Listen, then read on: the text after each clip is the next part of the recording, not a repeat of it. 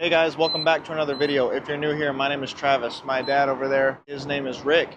Dad bought this 76 Chevy and I bought this 1964 Chrysler New Yorker, and we have to make it over 1,400 miles to Kansas City, Missouri.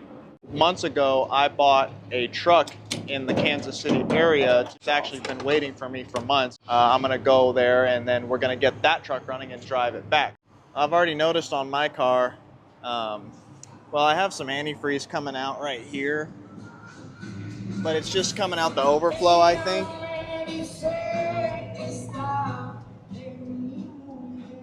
Another square body.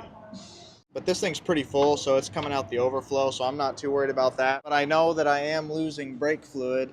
I don't know how profusely. I had to fill it up this morning. Okay, so it's pretty much full still. But for sure, if you look back here, that brake drum is wet, the right rear. All the other ones are bone dry. Pulling out of the gas station, Dad filled up. I've driven a lot of old cars, and this 64 Chrysler has got the most torquey of the old car engines I've ever driven, and the power steering in this car, I mean, it's so good that, I mean, I can put my finger on the outside of the steering wheel. First time on the highway, time to stretch your legs.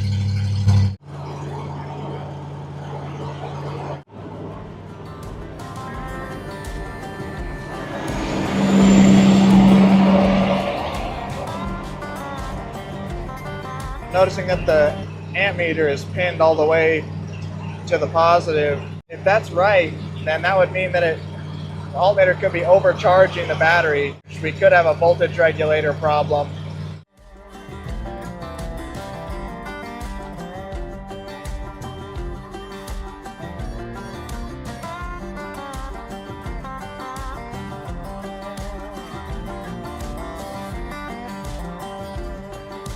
All right, so we just stopped in Lordsburg to fuel up, maybe get a bite to eat. Been on the road for about 3 hours or maybe a little more. We've went 170 miles, and Dad just filled up his Chevy. So you filled up? Yeah. How many miles a gallon are you getting? 10. Yeah, if we went 170 miles, it took 17. That's pretty much exactly. Yeah, because I didn't fill completely up. I wasn't for sure about the gas tank in Tucson, so I might be a hair over. I might be a hair over 10, but isn't that nice? Yeah. Mm-hmm. I was hoping for 13 or 14. That's what I thought. I was hoping for 15. 15 would be you're reaching. Yeah. Yeah, we've been maintaining a speed of about 70. I clocked it on my GPS because the speedo in the car don't work. So even with that 3-speed, it must have good gears in the rear end because it's maintaining 70. Tracks down the road nice and straight. It's got good power. It could even go faster if I really wanted it to. I just didn't want to push it, you know. He didn't want to outrun me.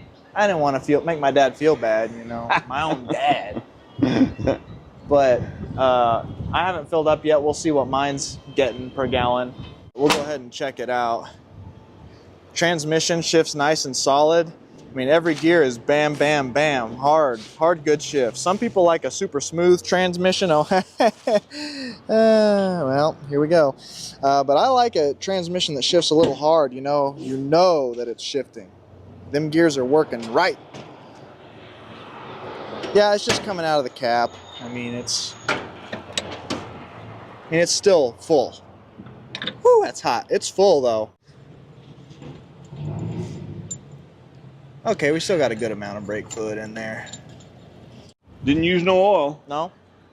Not a drop. Good. I bet you got better fuel mileage than me. I bet your gear sets are taller. I need one more gear. I'm good with it. I wish they'd do a little bit better. But you know what? I'll tell you something weird about New Mexico. Every time I've ever got killer fuel mileage, it's been in New Mexico. Don't understand what the lay of the land is. My Dodge Cummins turned in 23 miles to the gallon, and it was in New Mexico. And every time I go across New Mexico, it turns in killer fuel mileage. I don't know what the deal is. Well, so far. Oh! Oh, it clicked it. Oh man, you're doing good. 14.3, dude. Wow, I'm surprised. Yeah, I knew you might be at 13 or 14. Oh, and I got a pallet of water, or not a pallet, I got a thing of water if you need any.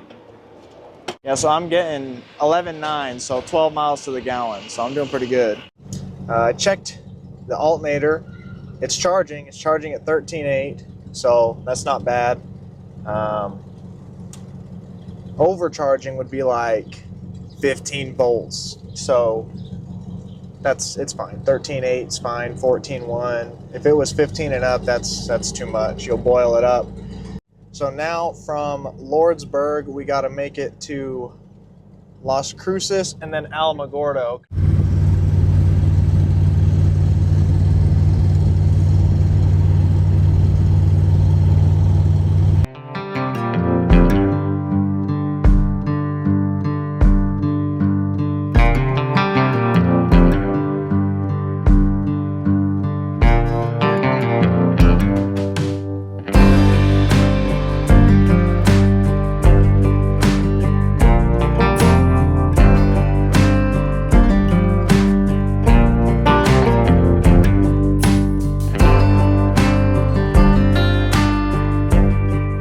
Right now we're in between Las Cruces and Alamogordo, and right there to the left is the white sands.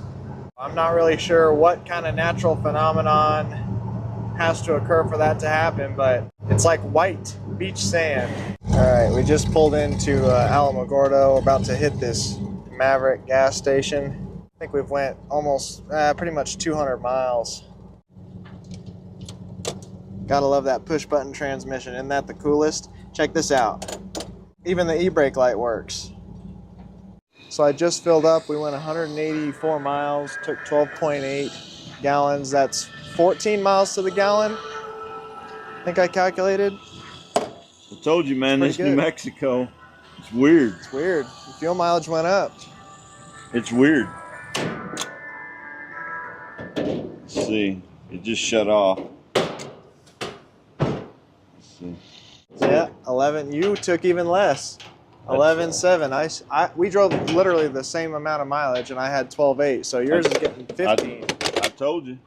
I don't get it. I don't understand New Mexico. Yeah, that was about a 15 mile per gallon deal. I don't understand it. I literally don't understand it. There you go. She's taking pictures of our rigs. I got the Chrysler parked right next to Dad's truck. She's been taking pictures of them. Look at her. That's funny. Yeah, we've been getting waves and people saying, you know, thumbs up when we're driving by. We just stopped in here. I got a Kit Kat and Dad got a coffee. His afternoon coffee. Mm-hmm. Check the oil real quick. It's in between the add and full, so a little bit has been used. Yeah, it's going through a little brake fluid. I'm going to put some in there. This pot is really tiny. Yeah, that's not a lot at all. We've gone 400 miles now? How long? I mean, 360. 360? 360. Okay, we've gone 360, 370 miles.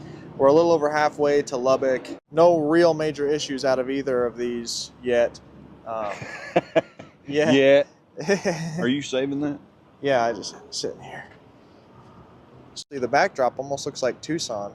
New Mexico has a lot of different landscapes. White sands, high desert, arid desert, mountain ranges, and then we're going to go through Cloudcroft, which is like, what'd you say it was? Like a forest?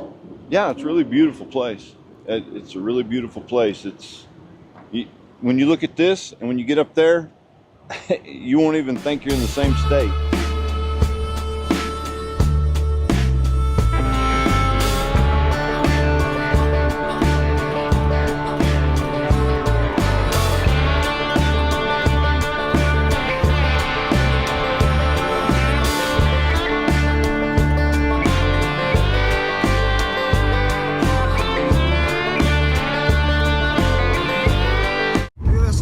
Up here.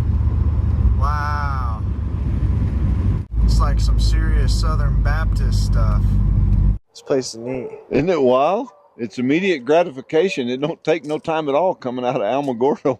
You know, somebody told me once what the difference between a graveyard and a cemetery is. What's the difference? One of them has a church, right? You knew? I didn't know you knew. Yeah. Yeah. I just learned that a cemetery is just a cemetery. Yeah. A graveyard is connected to a church. Yeah, I think. That's a graveyard. Yeah. They don't build buildings and churches like these. One set of steps. Wow. There's no dates on it. I don't see any dates. Look, they must have services here sometimes. Look, there's electric meter. Oh, there's a heater. Well, they got paint on the propane tank, so I bet you they still use this. I bet. Yeah, the meter's on. It's beautiful. It's a beautiful place.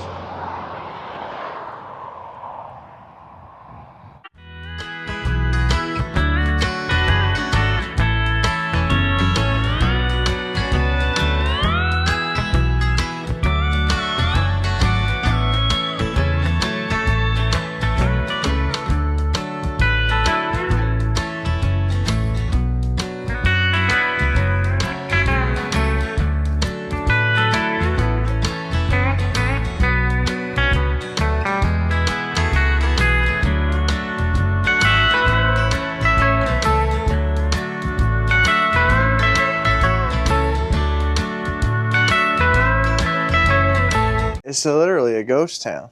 This is This is weird. It's eerie. It's eerie. I mean, there's a fire department there. I mean, this is the sidewalk, and this is the main street. There's not a car coming that way or that way in the whole town. The fire department, but then they got no fire trucks because something happened. Looked like the building burned in there. No, I think that's the new part. I think that's where they might keep the units. That's the that's the add-on. Yeah, I mean, we can go look at this. We got a yard art farm mall. Look at these abandoned buildings. Look, gift shop sign still hanging right on it. From Alice's treasure box, buses welcome. But look at this old front door. This hasn't been used in years. Look at that door.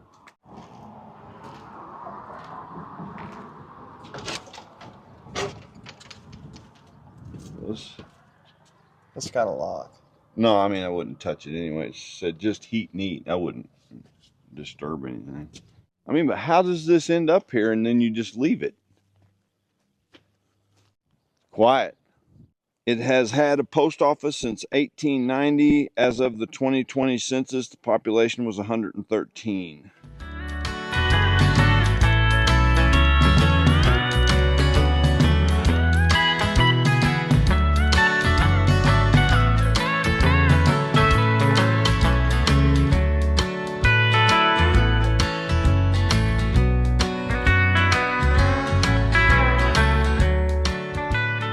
All right, well, it's the morning of day 2 of the trip. We tried to make it all the way from Tucson to Lubbock yesterday, but we didn't quite get that far. We made some stops and everything, so we made it about 500 some miles.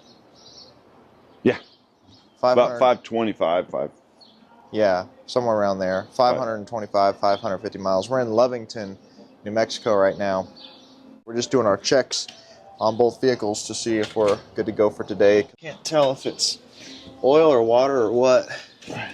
It's oil. I don't see the fins of the radiator, so We haven't had to add any water to this car, have we? let me check the brake fluid. Yeah, it's low.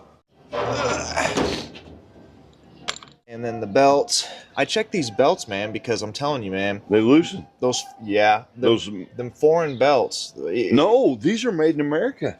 I don't know, man. I'm telling you. The belt I got for this truck, it didn't even last 10 miles. It was made in America, and I've never seen a belt like that. It just stretched like a rubber band. Yep. I've had the same problem. I had the problem on the Impala flying drive I did from New Jersey to Tucson, but they didn't even last 2,000 miles. They stretched, and they wore out, and they broke. His truck really doesn't need anything. He's good on oil. He's good on all his fluids, brake fluid and everything. So this thing's not dripping anything. It's been sitting here overnight. Look at that. That's better than my wife's Jeep. Even my wife's Jeep leaves a little bit of stuff on the ground. That's awesome. On the cook's garage. Well, bad news. Didn't even make it out of the parking lot, and not charging. I'm getting power to the alternator here. So we are getting power to the alternator. And this silver thing is the volt regulator. Getting power here. It may be the regulator, but it also is probably the alternator because we're getting power everywhere we should and we're not getting any charging. So the only place that has the alternator is the warehouse, the O'Reilly's warehouse in Lubbock, which is on the opposite side of town, of course. And I'm not going to shut the car off until we get there. I'm going to get some gas real quick here in Lovington.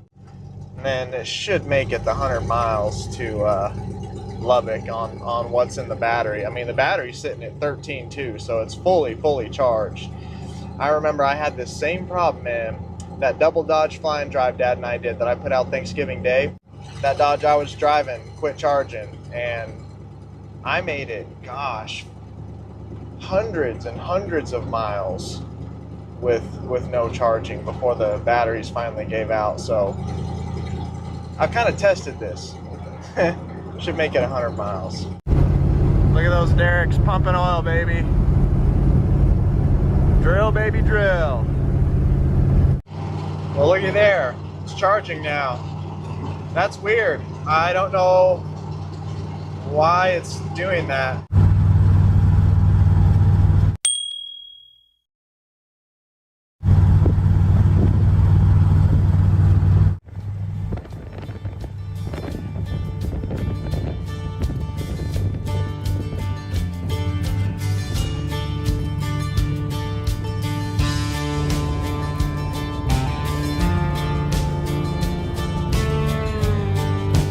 Middle of nowhere in Texas. I was driving and I smelled something funky, and then I started smelling burning rubber, and I thought I better pull over. And you can see I'm dumping a bunch of coolant on the ground. It's hissing, it's overheating because the fan belt shredded. I don't have another one. We got another one. And we're very far from anywhere, so I have to think of something here.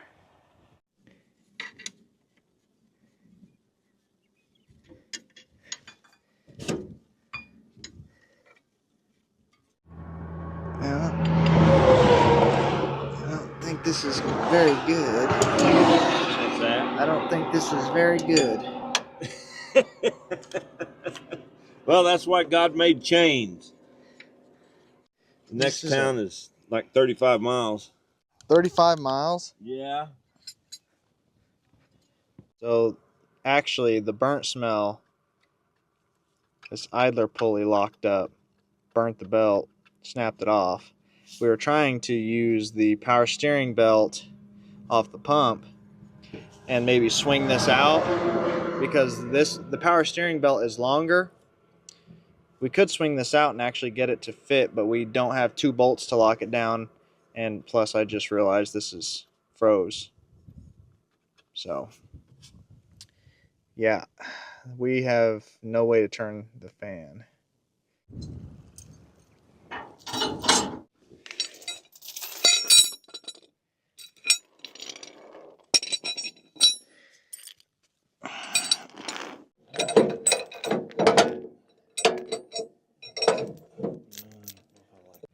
Well, the good news is at least I got Dad here, you know, 2 vehicles to help pull me. I mean, what would I have done? I mean, I've done these flying drives by myself. What would I have done if I was by myself? The bad news is we're not on a major interstate, and we are very far, probably at least 50 miles or more, between 50 and 100 miles from parts store.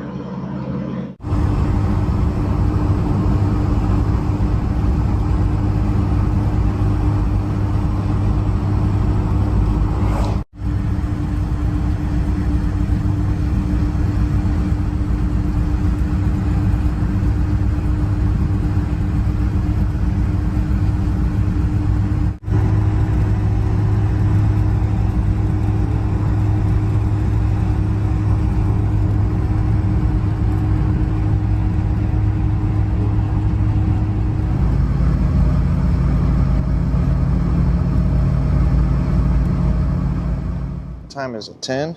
It is 10:15, 10:17. So we left Cook's at about 4. Yeah. So 6 hours? Yeah. All right, so yeah, we left Cook's garage at about 4. We got 30 miles out of Lubbock, and then the belts fried up, the idler pulley locked up. So from 30 miles outside of Lubbock all the way to Wichita Falls, Dad had to pull me with a chain. That's about 170 miles.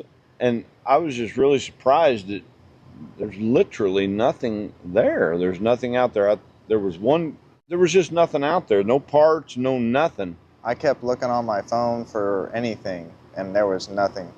My mistake was not staying on major highways, because from Lubbock we could have stayed on major highways to Amarillo and then a major highway over to the east. But I hadn't had any problems out of either of these, so I thought, well, we'll make it. You know, everything's been going really, really good.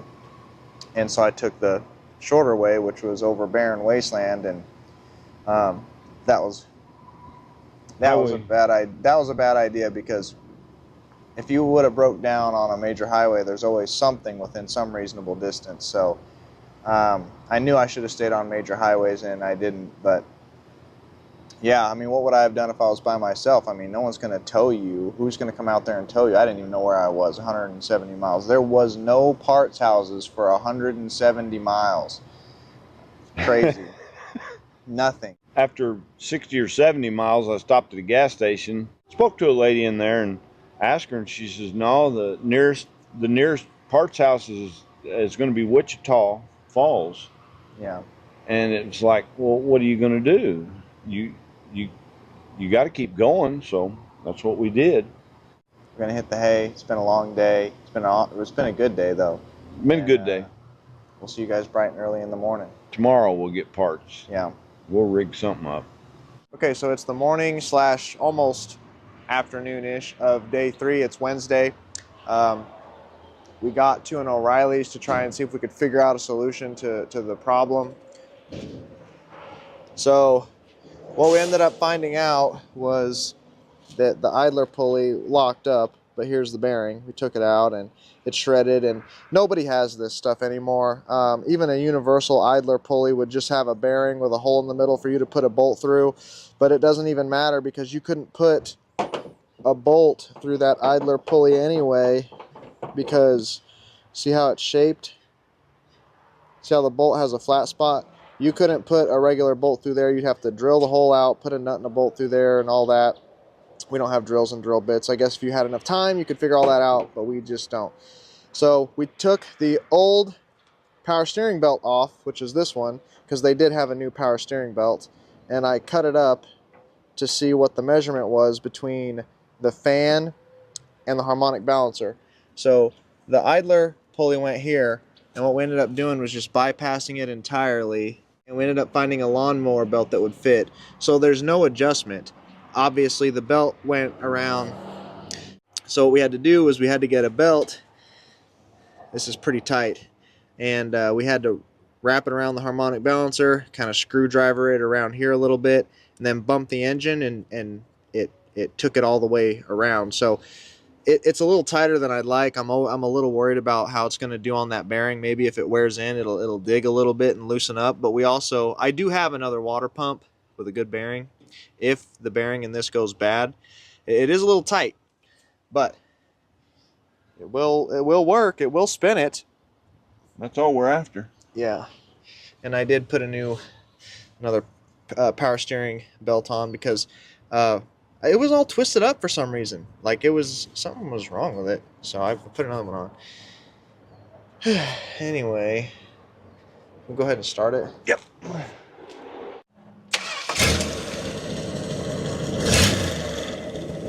There we go.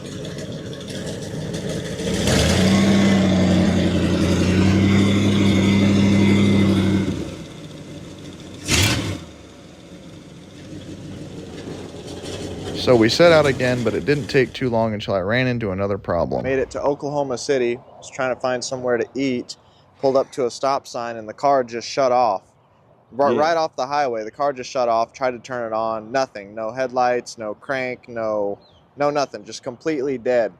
So we pulled it to the Oklahoma City Community College and trying to figure out why. I mean, we're getting nothing. So it's a major power wire, and we traced it down to the amp gauge. I think it is overcharging the battery because the amp gauge I think got fried.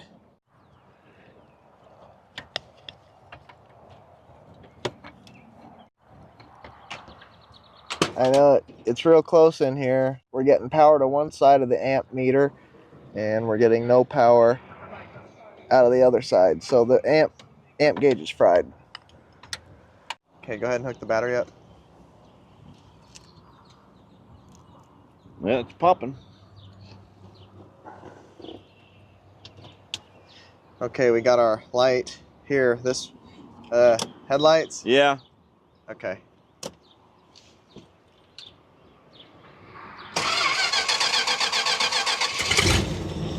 All right, back in business.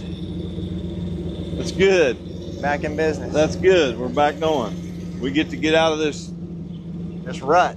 This college rut. I know I really don't look the best right now. It's sweaty. It's muggy. But I'm thinking about the reason that amp gauge I think burnt up is because I think it is overcharging it. That in. I'm afraid if you unhook it, it won't start charging again.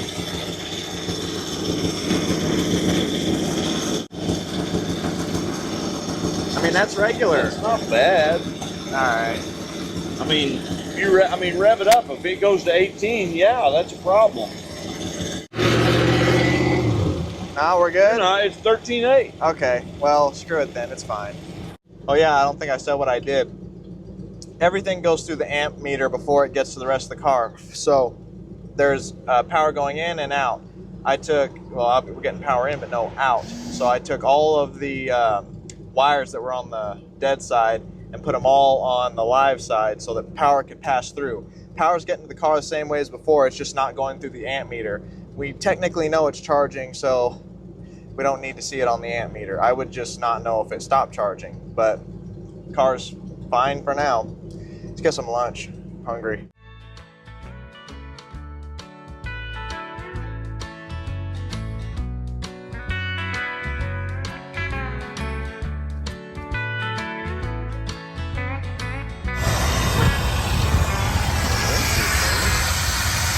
Trying to overheat. It is really hot though. Huh? It is hot though.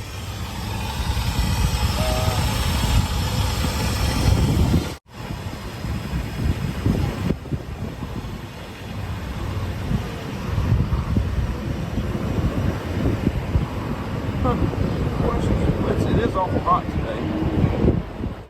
Yesterday it was miserable. With this rust hole in the floor blowing hot air on me, and it was 94 degrees and humid. Yeah, it was a little miserable.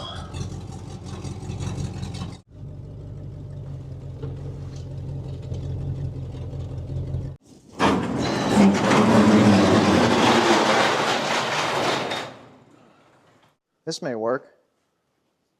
This? Yeah. This is a 1995 Dodge Cummins 12-valve turbo diesel that I bought off of a guy named James, really nice guy, who bought it off of the original owner who used it, as you can see, as a plow truck. He owned a number of homes in Kansas City, and I guess they were all in the same neighborhood, and he would use this to plow around the neighborhood where his houses were. So once the original owner got done with the truck, that's when James bought it, and it's been in this barn for some years, and it was sitting for a little while before that. So it's been off the road for, I don't even know, quite a few years. This plate From says, what was said to us. Yeah, from what was said to us. It always starts out from what was said to us, because sometimes when we dig into it, we find something different where it may have been sitting longer. But this plate says 19, so that would be 6 years. He said that he quit driving it, but kept plating it. So Yeah. we don't know how long. So let's take a look around the truck real quick, see what we got. And then we'll start working on it because we have to make it from here, 800 miles to Encampment, Wyoming, and then we actually have to drive all the way back to Tucson, which is another 1,000 some miles. First thing, I call dibs on this. Yeah, those hood ornaments. Oh, I called dibs on it. Is this factory? No. Somebody put that on, but I like it. That is cool. That would look better on my truck. I do like that. Yeah, it'd look good on my truck. What's up with the hay? Let me see this. Get this out of the way. Oh, man. So this truck has lived in Missouri all its life, and it shows. Yeah, it shows it. We got rust right here. We got the lower doors. We got no rockers. Fender wells, but the worst of it is in the bed. They put this plate over it, but you can see. Oh gosh. Man. Put that back over that. Good night. These out of the way. Wait a minute, I'll get that. Here, don't flop it. Here. I don't know. I just don't want it to break anything. Sit right here.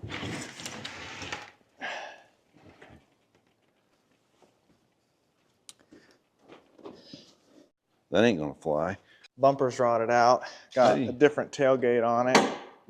Look at that bed. Might be what's holding the bed together. Oh, there's the headlight lens. It's missing from the front. Here, scoot that back over there. So, oh, look at this. Yeah, let's just leave all this alone. Look at the bed of this thing. What was you hauling? Yeah, because not only is it rusted, but it's all caved in on the wheel wells. It's caved in there. This has been, it's like he was hauling rocks. But it was a one owner. I guess one owner don't mean everything. It's had the daylights beat out of it as if a teenager owned it. I've had a couple teenage owned trucks. Yeah. Them aren't fun. No. I got no cab corners. Floors are gone. I can see the wiring. Oh my gosh. It's a 4x4. That's So I did good on that. It's a 12-valve automatic 4x4. Let's take a look inside here. We got manual windows instead of power windows, which can be convenient because sometimes these power windows, they're nice, but the contacts get all, finicky, and then they don't want to work, or they go up and down real hard. So there's something else.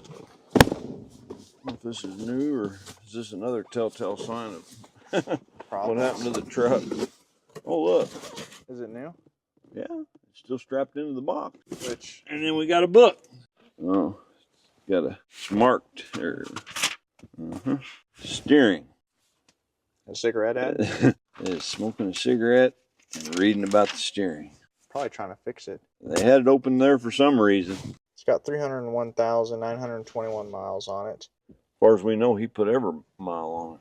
Yeah, he was the only one in this truck because your seat is perfect, and then this one's completely roached. So he rode a lot of miles in this truck. Yeah, his butt eat that seat out. Yeah. At least there's a pillow. Down to the metal. At least there's a pillow. That's probably for the lights for the for the snowplow. Yeah. And then that yellow control box is something for that plow too. Oh, I bet this is up. Oh, look, yeah. Up and down or something. Yeah. However these snowplows worked. We don't know nothing about snowplows. Yeah. We got no power mirrors. You would have your switch right here for power mirrors if you had that. I'm going to go lube these doors. Typical Dodge headliner problems. I've never seen one that wasn't like this. This headliner always comes unglued from the foam. And then once this comes off, that foam starts coming off and it gets all in your eyes when you're driving, and it really is terrible. Dash, it's there. It's cracked in a few places. We got a chunk missing from the passenger side. Another typical second gen issue. Dash is cracking. Usually you put a skin over the top of them and call it good. Dad's spraying down the door hinges. Go ahead and pop this hood and see what we're working with. Definitely hit these hood hinges next. I can already see that this hood was opening and shutting hard. It bent the hood hinge. That is supposed to be straight. Oh boy. That's not good. You can see where bent this one too. Paint's gone. Cracked the paint. So here she is in all her glory. Nothing I love more than opening up a hood and seeing a beautiful old 12 valve. So obviously, being the first year for the second gen, we've got first year for the P7100 injection pump. The year before this, they had the rotary pump, which it just looks a little different. Check a few things.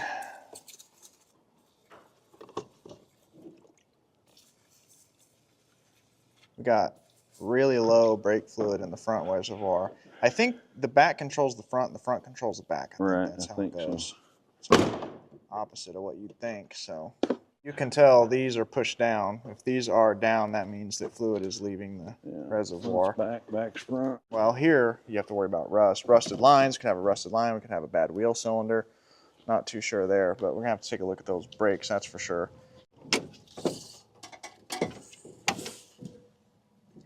It's low, but it's got some oil. It's pretty dark, so we'll probably do a oil change. Check the coolant. I'm gonna look and see if I can. That's full antifreeze. That's a good sign. I'm gonna look and see if I can find out where that brake fluid's going. Check it out. We got a Baldwin filter. It's a high quality filter. It wasn't cheaping out and getting no Fram. That's a Baldwin. Let's see if we got some trans. Yeah, I mean, it's got red fluid on the stick, so that's a good sign. Doesn't seem burnt or brown. I like what I'm seeing so far. This is definitely going to have to be dealt with. What's that? That gas tank. Look at that gas tank. We're going to have to go get a strap. Oh, that's dangerous. Yeah, that's a serious... That's a health threat. Yeah. That's a hazard. That's a... If the front is low, are we leaking somewhere out of the front? Well, I'm looking to see where. Obviously, I should see brake fluid somewhere. I don't see nothing. So this is pretty dry. This oily residue could be engine oil leaking. You would see it wet around here. I think this side's the same way, but probably what's going to happen is as you use the brakes, you're going to find that leak. I mean, if it was a complete busted line, I mean, we wouldn't have nothing in there. And I don't, the wheels, neither one of the wheels have brake fluid on. All right, so we've had the battery charger on these batteries for a little while. We've been sitting here for about 30 or 45 minutes, and I have a voltmeter here that I've been using to check the battery. And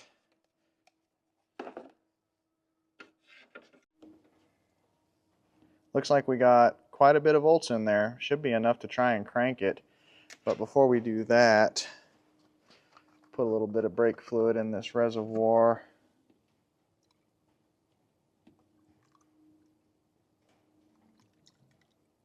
Finish that off. All right, take these off.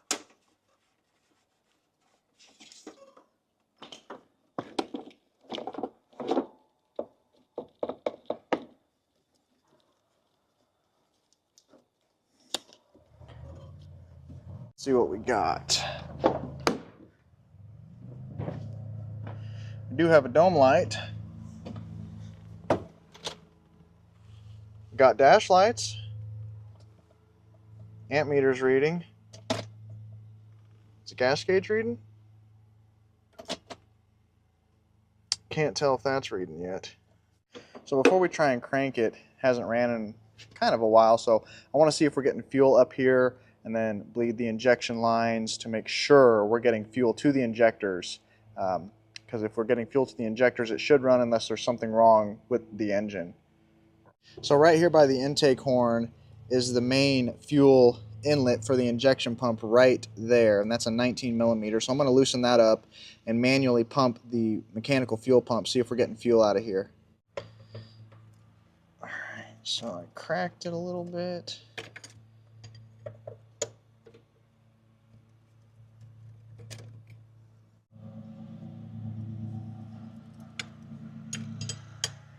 So the lift pump is way down here on the side of the block, and it's what supplies the injection pump. Let's see. See where my finger is down here? This is the lift pump. There's a bulb right there you can press. So I'm pumping.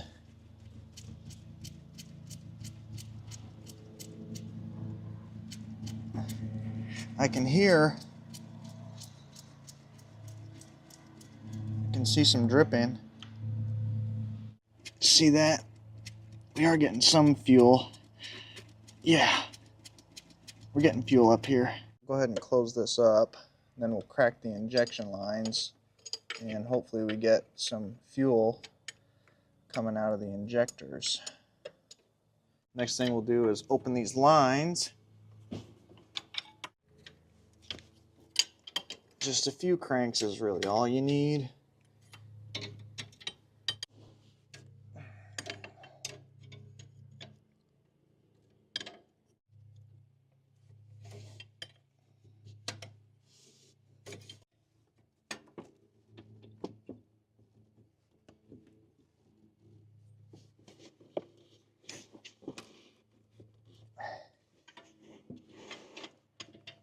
Okay, try headlights. Headlights? Nope. Oh. See, we got the lights on the snowplow, parking lights. We don't have any headlights. What? Yep. Running lights? Yeah, running lights in the back. Try your signal. Left. I'll be danged. Yeah. Right. Yeah, have that. How about brakes? Ready? Yeah, brakes. Brake lights. All right. Awesome. Good. Did you put any brake fluid in it yet, or yes, no? Yes. Okay. Okay, try the headlights. Headlights are on. No, all we got's running lights. What? Flip that switch on for the snowplow, that big switch down there. All right, I flipped it up. Does those those lights? What? Does any lights come on? The parking lights. No, the headlights. No headlights. Ain't good. Hold on. Oh, yep. What'd you do? I flipped the dimmer switch. Okay, do that again. Did they come on? Do it again. Make the brights come on. Yeah, we have one. We don't have the other. Yep. So we got one headlight? We got one bright, yeah. I wonder if maybe the headlights are just bad. you want to try cranking it? Yeah. You ready? Yeah, try cranking it.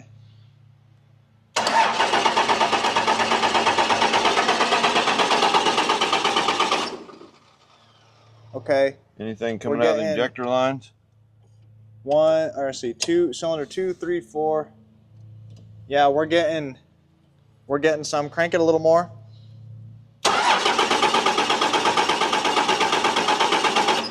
Okay. Okay.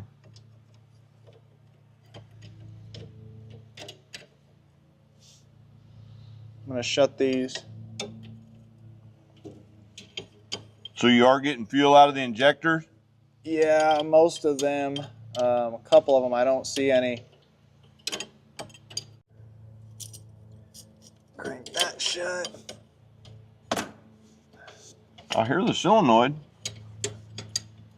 Shut number 6.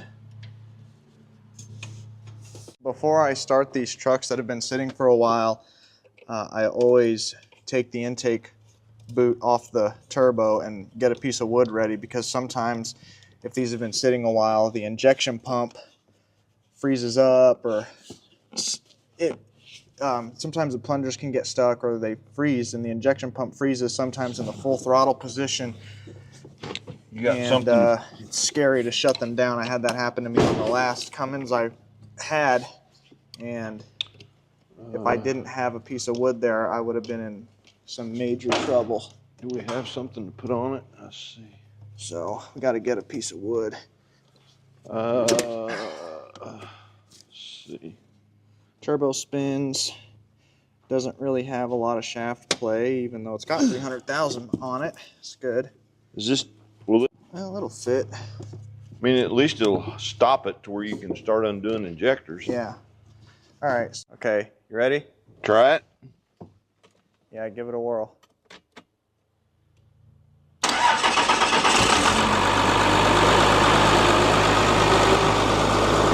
full. We got oil pressure. Wow, that's a 12 valve, baby.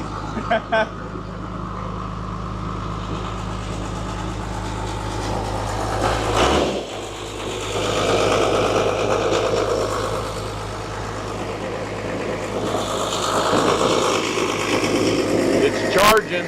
Turbo spinning.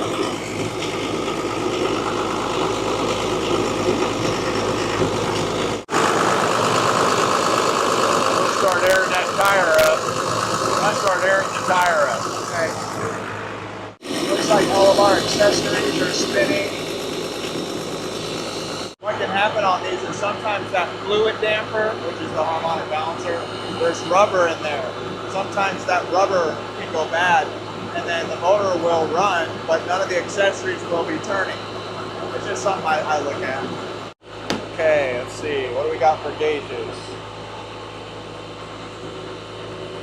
Awesome. I'm very happy with what I'm seeing.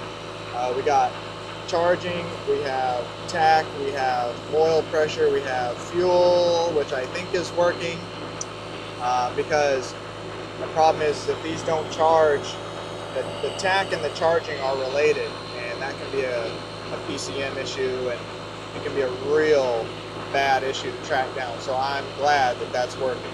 The last flying drive I did with a Dodge Cummins, I had that problem. No tack, no charge, and it can get a little scary, because if you can't fix that, you're in a bind. Yeah, I had the batteries go dead on me. Oh look, even the four-wheel drive light works. Yeah, we got to get it out of four-wheel. How do you turn this thing on? I don't even know where the power button is, but it'd be kind of nice to have a radio. Eyes went a little high though. 1,000 should be like 7, 8.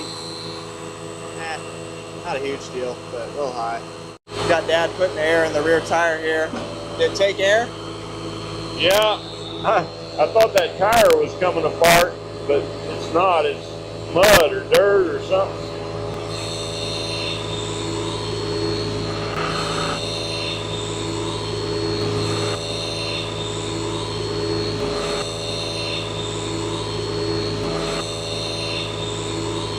The reason for the high idle is this throttle linkage.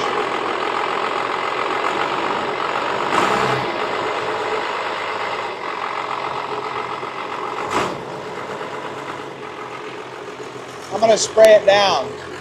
Also, we're losing pressure pretty fast out of this tire because I don't know if you can hear it, but the valve stem is bad, so it's leaking air. You can hear it. Yeah, valve stem's bad on that one. Okay. Oh my gosh. Yeah, it takes a few pumps of the pedal. It almost went to the floor. It's going to the floor. Yeah. It's definitely spongy. Yeah, we're gonna have to check those for sure. Okay. That should be it.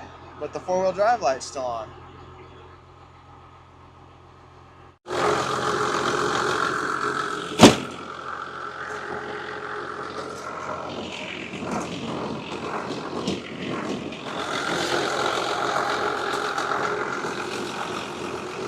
There's a piece of baling wire here. I'm sure I just hooked it back up, but that's what's holding the hood on, because that latch gave out or it's rusted.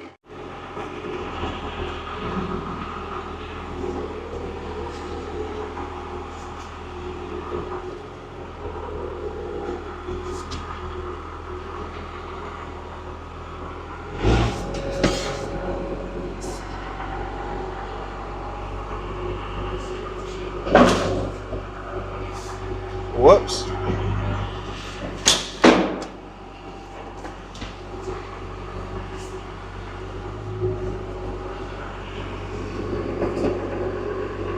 My bad. What's that? My bad. I hit that piece of wood. Oh, damn. Before you go through that door, let me make sure. I got a wheel locking up. I can feel it.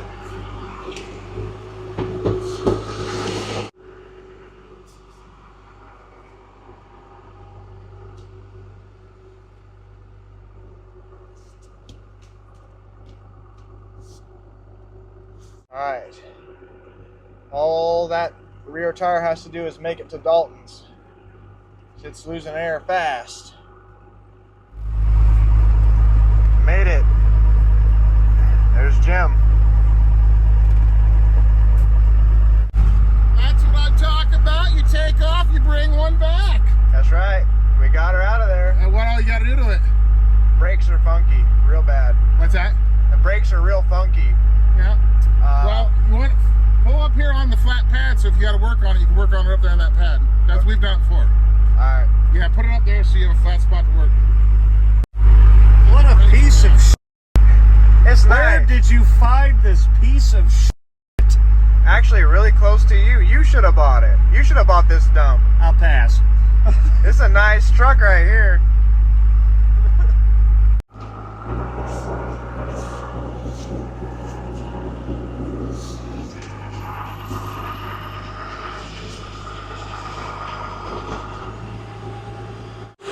Well, the tire, it barely made it to Dalton's, and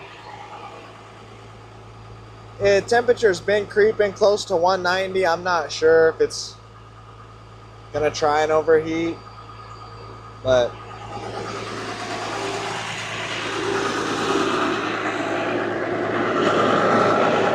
let's see how stiff the radiator hose is.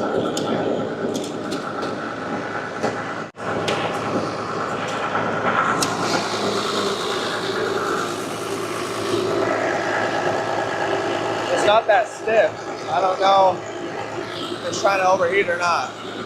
What? The driver's seat is slightly worn on the edge. Yeah, The well, whole truck is slightly worn on the edge. well, the guy put the one guy that owned it put 300,000 miles on it in the same seat, so it's toast. Wow. Imagine he was a plus-size gentleman like myself. Now I don't know what this guy looks like, but he ate that seat up. I'm gravitationally challenged. Not dangerous.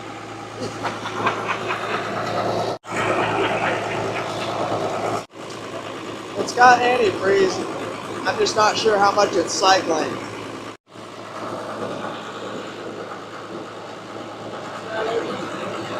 So, he's trying to do it. Is that open?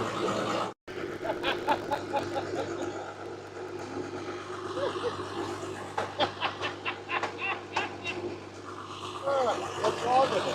Oh, nothing now. We'll get it all cleaned up for you here. Yeah, we're all good to go. Yeah, it's a little roast. Yeah, all good to go. Ready to go to Wyoming.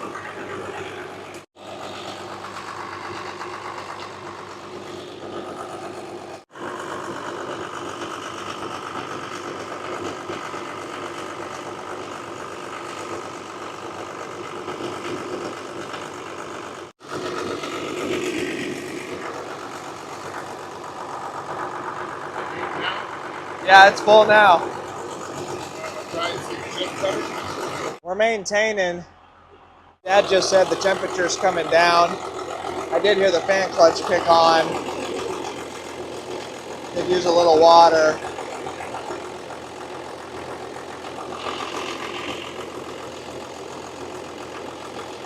Maybe that thermostat finally opened up. It is moving the water. I do see it moving.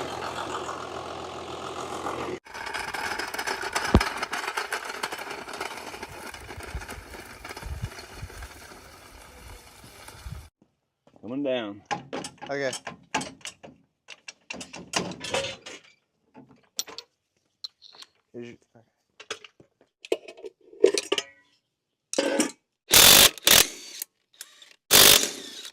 Not as bad as those ones in Dowagiac, the other Dodge we did. Those ones dang near broke a snap-on 3-foot long breaker bar. They were Yeah. breaking it.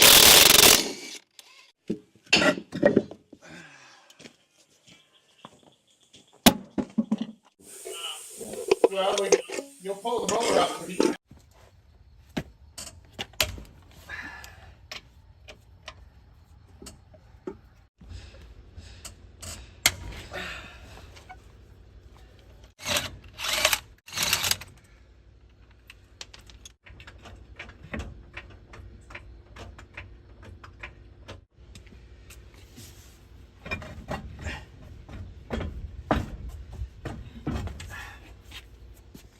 good morning. It is the morning of day 2 of getting this 95 Cummins running and driving and roadworthy enough to make an 800-mile trip to Encampment, Wyoming, where I have bought another truck that I have to get running to drive back to Tucson. So, tires. The situation with the tires is these are way too teeny tiny, and I don't know how old they are, and the back ones are more dry rotted than the fronts.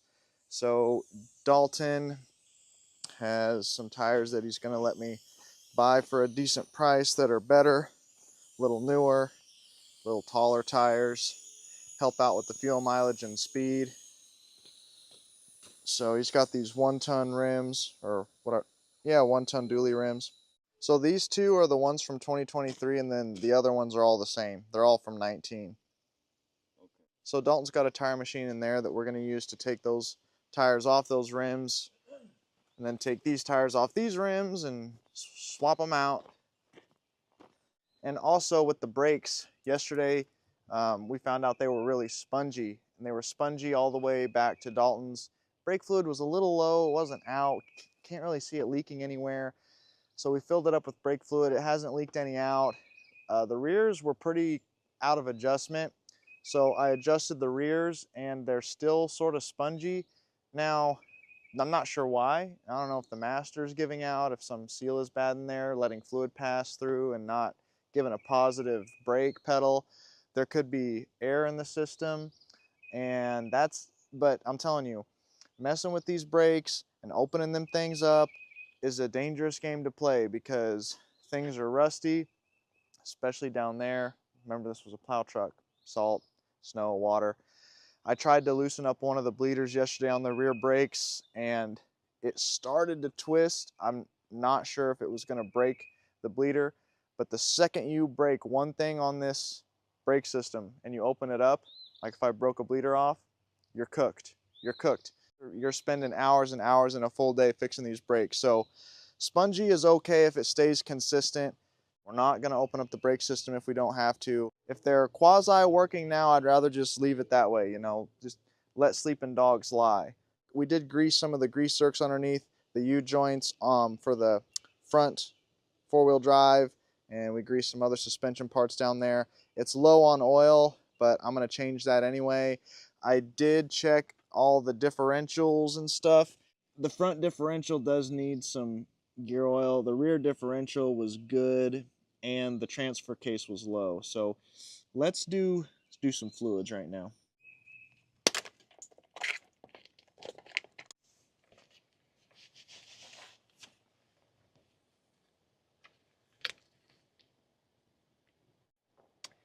Flex bags are a pretty smart design for these because you can never quite get that bottle tipped up enough to get it all out. Oh, there it is.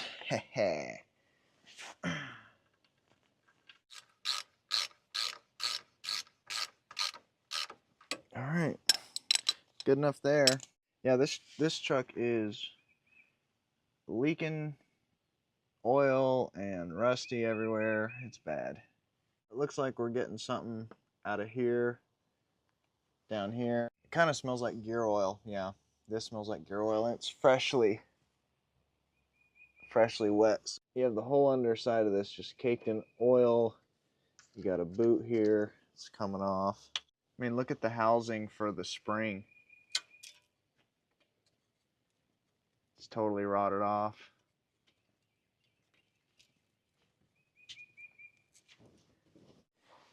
I already had this plug loose from last night when I was checking it.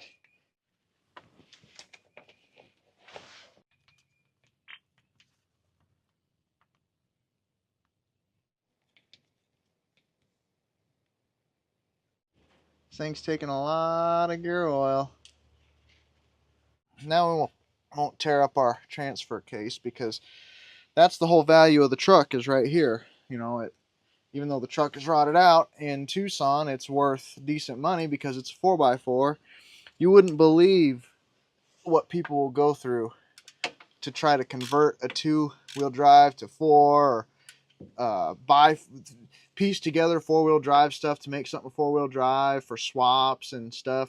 Every vehicle has to have or what I call its saving grace. You know, what's its saving grace? Yeah, it's rotted out, but what's its saving grace? If this was a gas truck, there is no saving grace. Ain't worth $1,000. Cummins makes it worth more. The fact that it's a Cummins 4x4, people can look past a lot of sin in these rusted out panels, because they want this 4x4 stuff is really hard to get all together at one time, you know, because it ain't just a transmission. The transmission is different because it's got to bolt up to the transfer case. There's different cross members for the transmission. Drive shaft's a different length. To do a 4x4 swap, if you have a two-wheel drive Cummins, you basically have to have an entire donor truck. The front end is different. Everything is different. So having all this together is where the value is. Even though I can see the wires and the carpet through the floor. Rummaged around in Dalton's metal pile and found what looks to be a pretty good drain pan. So, good Lord.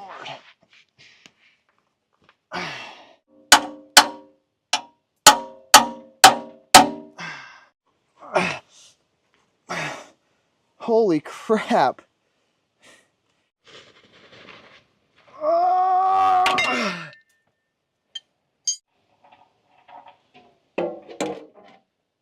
Some people should not work on vehicles.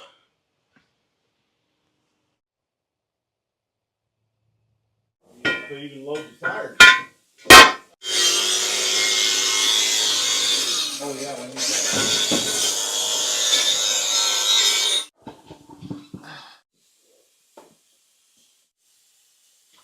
There it is.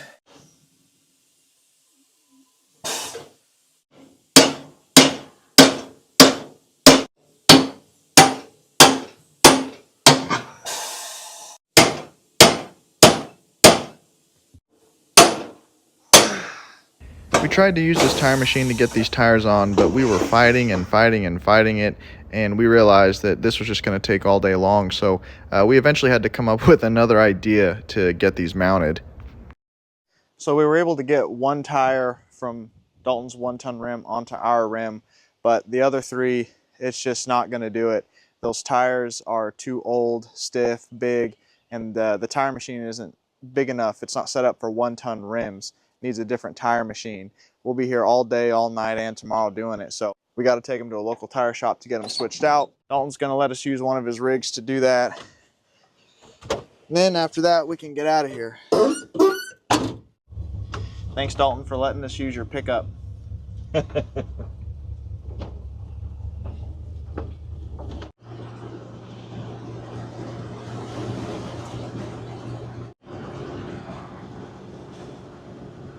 On recommendation from Dalton, we stopped at this place called 5 Star Tire, and they're gonna demount and balance and get all that switched around for us. 90 bucks. All right, we went and had some lunch, and the guys here at 5 Star got these tires mounted and balanced. This one took like 10 ounces because I guess they said the rim is bent. I don't know if they said the rim's bent. I don't know. It was like 10 ounces out, which is a lot. So we got 1, 2, 3 good ones. We got the loose tires that we're going to take with us in case we need tires. And we'll give the rims back to Dalton. Let's go back, get these put back on the truck.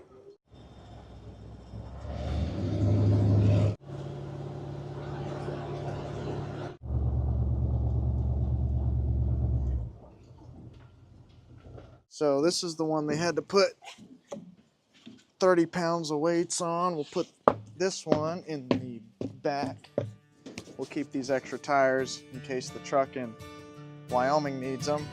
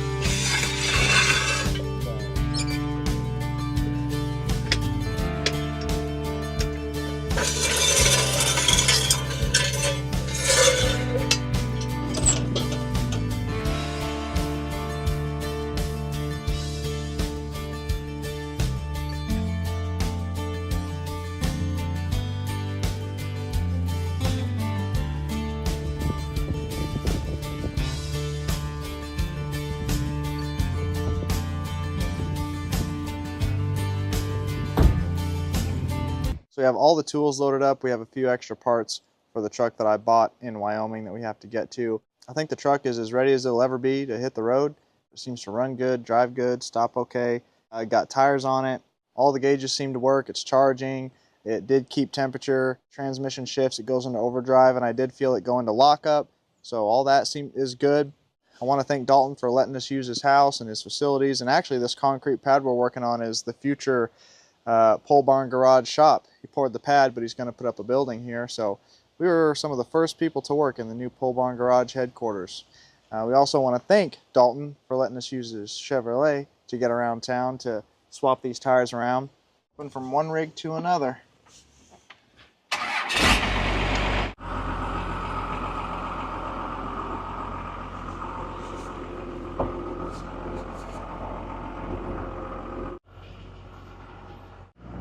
Making our way out.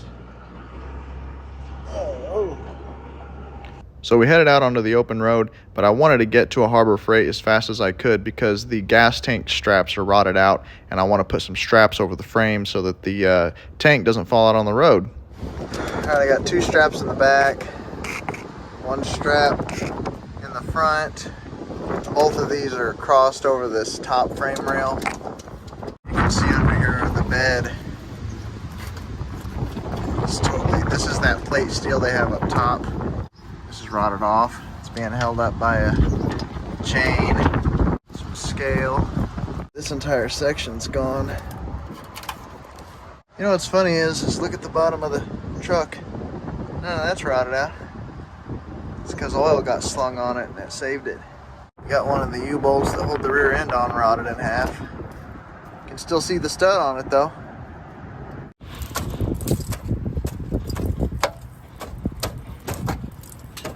Seats won't fall out.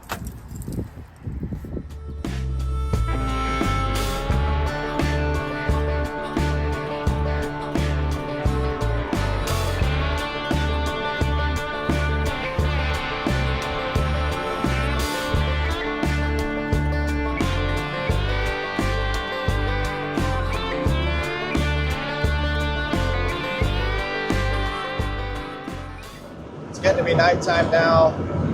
We got one headlight that works and the driver's side is out. The only lights that are on right now are the snowplow lights, but they're pointed down pretty far. So we're going to stop at a gas station, see if we can maybe get those pointed up. So at least we have two headlights, I guess, and then maybe we can fix the passenger driver's side headlight tomorrow or something. We can get a headlight. We're keeping good thermostat temp. It's charging, tack is working. We got oil pressure, we got gas, or I'm sorry, diesel fuel. Next right? Okay. Yeah, if you look right here, it looks like it'll rock back and forth. I don't know how you get to it though. I don't want to bend this too hard and break it. I'd be willing to bet if you loosen that up, it'll loosen this up and you can tilt it. Because this will rock back and forth.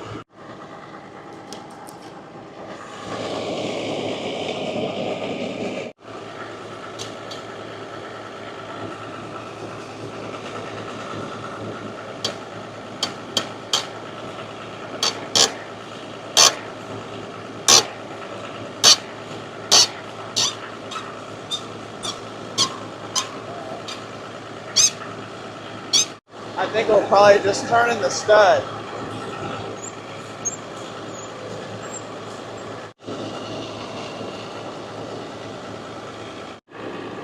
Yeah, see. Well, I can see where it's supposed to rock. I'm scared if you tweak this, we're gonna break it instead of move it. We're just gonna have to leave them as is. There's nothing we can really do about it right now. We're gonna have to keep going. We're not gonna be able to fix that tonight, and I do not want to break our only source of light, even though it's shining down too far. It's better than nothing. It'll keep us from getting pulled over.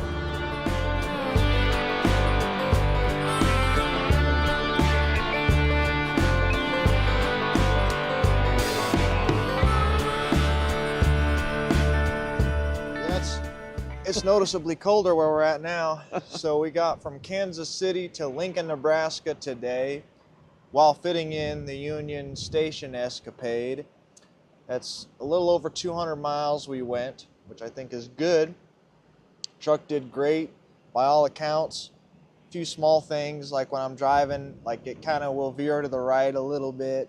The throttle response issue, if you could say that it's an issue. I mean, it'll go 65, 70, but it won't go over 2,000 RPMs unless you're going down a hill. So I don't know if it's like low fuel pressure or blockage in the fuel filter. I don't know, but I'm not super worried about that. Let's see, what else? Temperature. Temperature got colder. Temperature. It's only Oh, gonna we get- hit a bump and the headlight come on. Yeah, So, we totally could see. And so I don't know what the fuel mileage is until tomorrow when we fill up again. We're gonna try tomorrow to hightail it all the way to Encampment, Wyoming. Cold.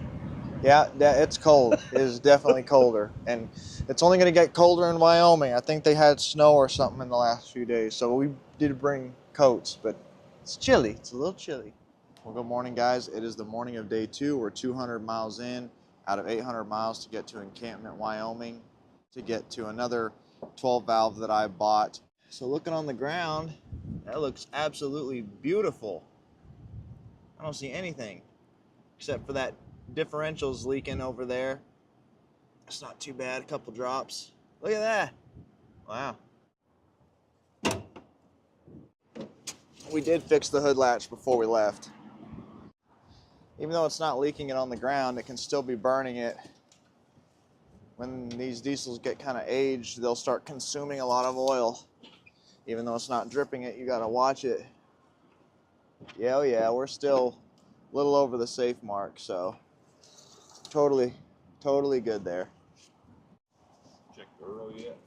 Yeah, oil's good, brake fluid's good. Haven't leaked any brake fluid. Power steering, I actually have not checked that yet at all. Yeah, it's got some on the stick. Water's good. Water's good? Water's good. Okay.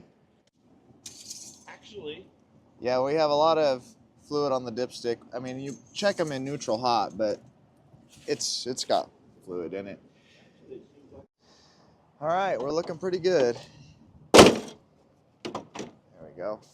So before we headed out, I wanted to check and see if we have at least power going to the headlight, because it could just be a bulb.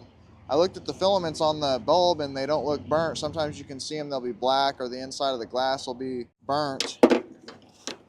But if you take the pigtail of the headlight, you touch it, we are getting power, so it could just be a bad bulb. It'd be nice to also figure out how to get this back on. See if she starts up. Perfect. Yeah, it's still idling a little high. That throttle linkage is just a little stuck, that's all. Oh, wrong box first. Gotta get the headlight out. Look at that. all right. There it is, okay.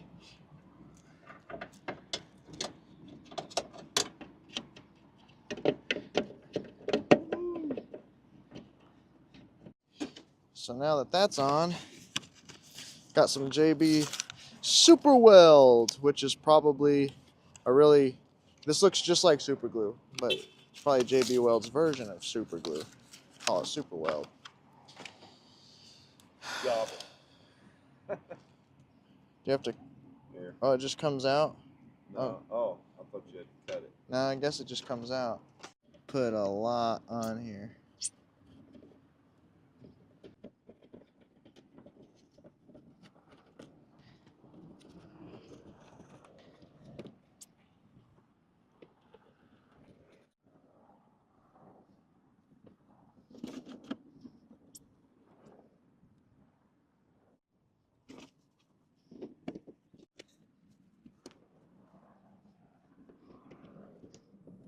Straps look to be holding up okay.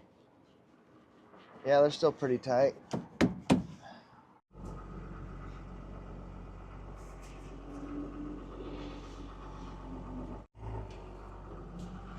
There's the Casey's that way? It's on the way out, I guess. Going that way. I see the Casey's.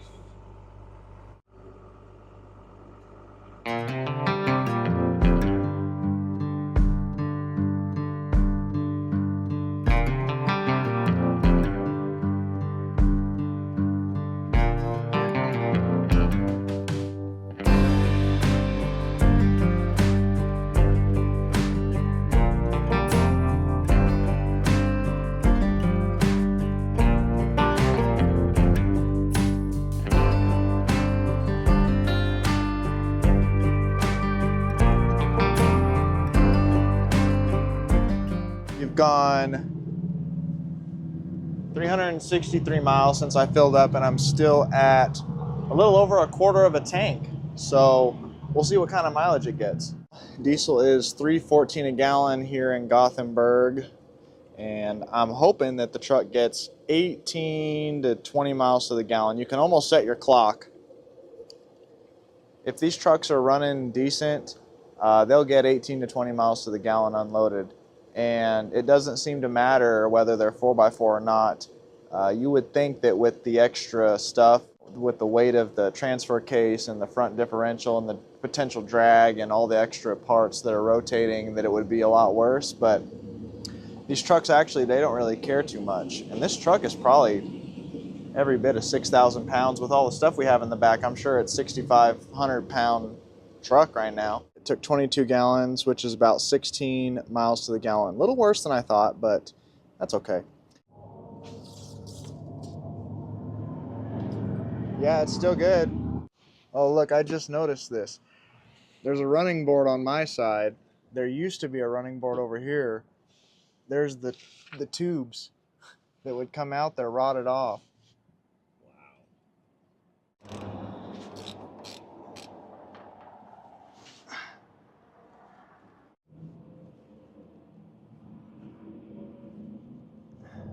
Yeah. Still got in it? Yeah. How far down?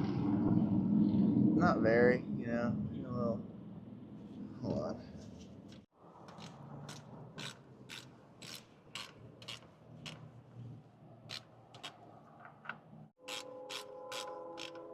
All right. Around 400 miles to go to get to Encampment, Wyoming, where we're trying to get to tonight. So. And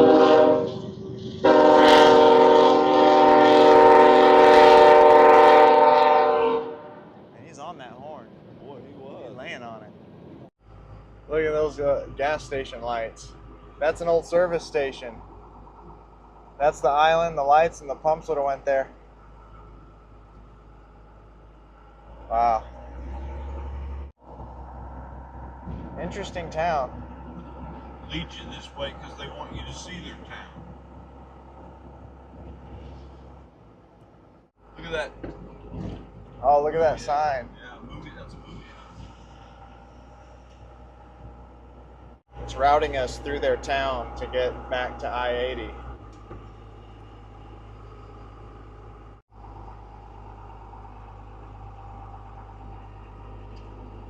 Dollar General. Kind of an older Dollar General sign.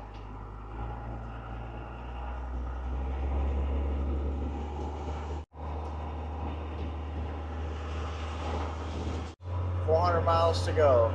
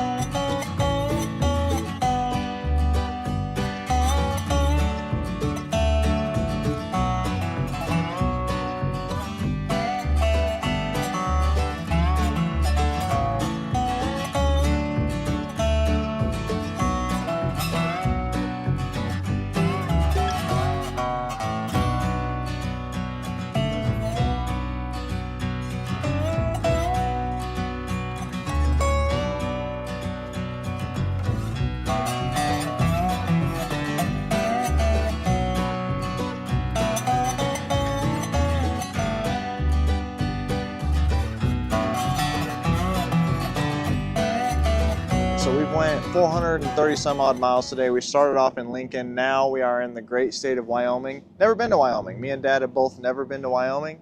It's beautiful. I know why they call it the Great Plains, because man, it is rolling hills for hundreds of miles. It's barren.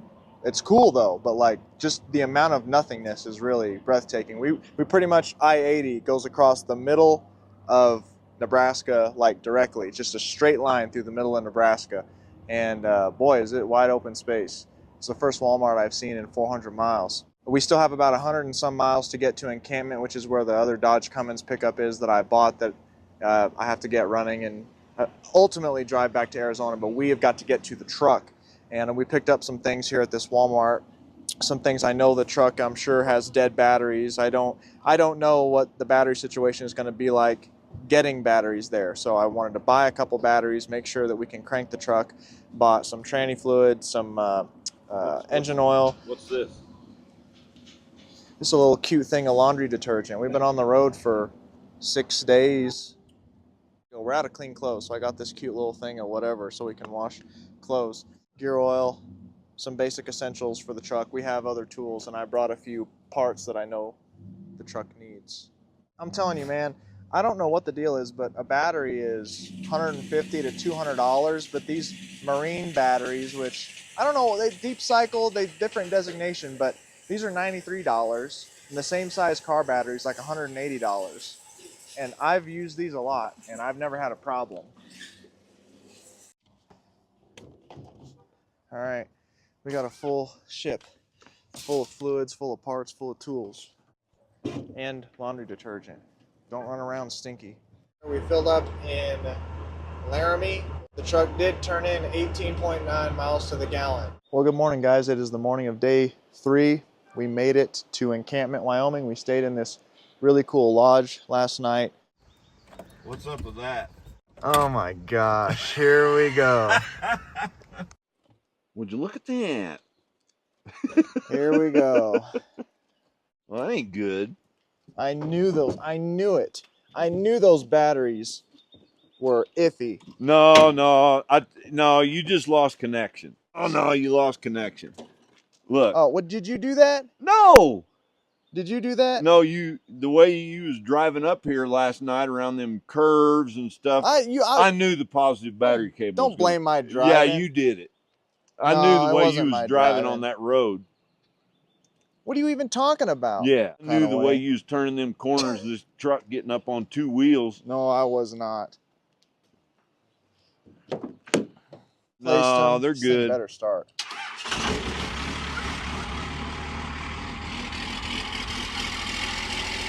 I told you.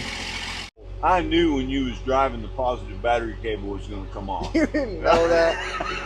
Huh? You just think anyone younger than you drives like a maniac. Yeah, anybody that's younger than me, they take corners too fast. They're in a hurry. I didn't do nothing wrong. We bought this 1994 Dodge Cummins that's been off the road for a number of years, and we have to get it running and driving and drive it all the way back to Tucson, Arizona. It's been off the road for a number of years because the guy who owned it, John, he had problems with the injection pump. He took the injection pump off to have it rebuilt and never got it back. Isn't that nice? Yeah, he never got the pump back, and so he parked it. Everything on the truck was good. He just, no injection pump. So that's what I know about the truck. This is our first time seeing it. And so it's got that beautiful 12 valve that I love to see, but it's missing a very major part of this, which is that P7100 injection pump, which is where it should be, right here, and it's gone. So I did bring one, and here's your injection pump gear. Here's the mounting studs, spidey webs. Here is your fuel filter. I'm wondering, let's see if I pump this. Here's your lift pump. And if you pump this, if there's any fuel in it, you should get some eventually. I don't feel any resistance when I'm doing this, like it's pulling any fuel. I feel some. It could be a thing of it's so dry that sometimes they kind of need to be primed, or you need to put a little bit of juice in them. and then they'll kind of re-wet and then start making a vacuum or whatever. Or the fuel tank could be totally empty. I don't know. Take this fuel hose off the fuel heater and see if I can maybe get some tranny fluid down in this lift pump. Wet it. Alright, so I did get it off. This is the top of a gear oil doohickey screw-on thing. Where's our funnel? That's the funnel. I don't know where our funnel is. I think I did put it in the engine bay. It may have came out on the road. I didn't lose it. You did if it came out on the road. Well, I didn't misplace it. Oh, here. Oh. Look at that. That's nice. Isn't that cute? All right. Well, I didn't have to do that. I thought I was being slick. We'll take this off real quick. There it is. The ATF. Them stupid things. Oh. Oh, man. Look at this. And then look at that. A twig or what? Oh. Ruin the engine. You're out of here. All right. So that's a good bit of fluid. Hey. Something's squirting. See it? It's pumping. Okay.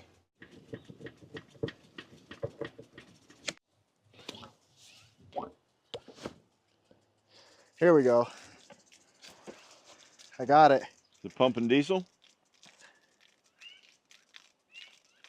Okay. So I took the hose off that goes from the fuel heater to the lift pump. And if you look where it bends, see that hairline crack? Could be sucking air and not letting it deliver fuel. I did bring this length of hose, and we'll use this.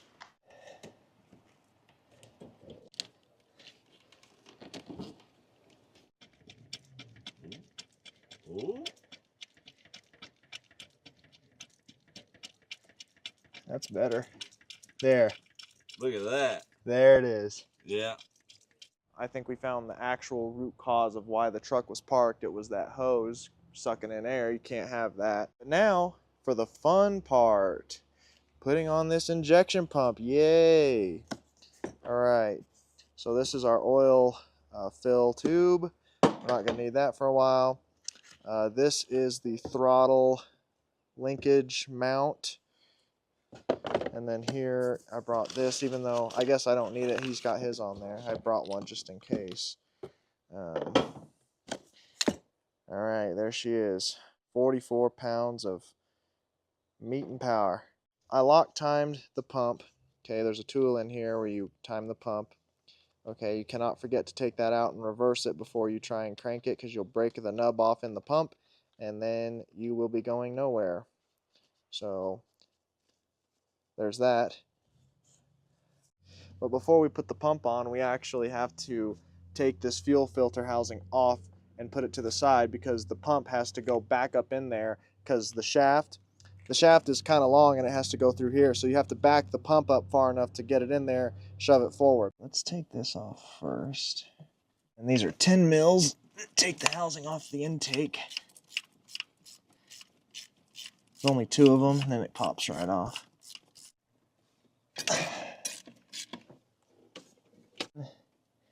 And if we're careful,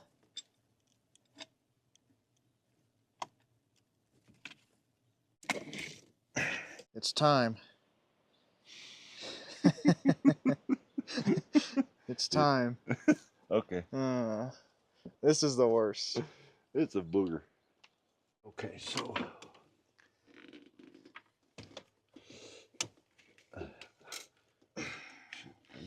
you smash my hand.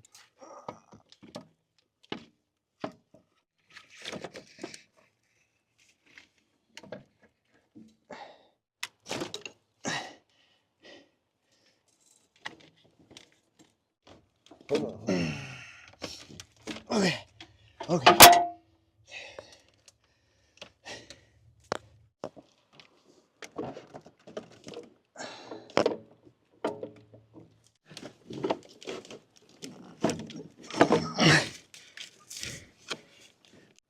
Well, it looks like it's trying.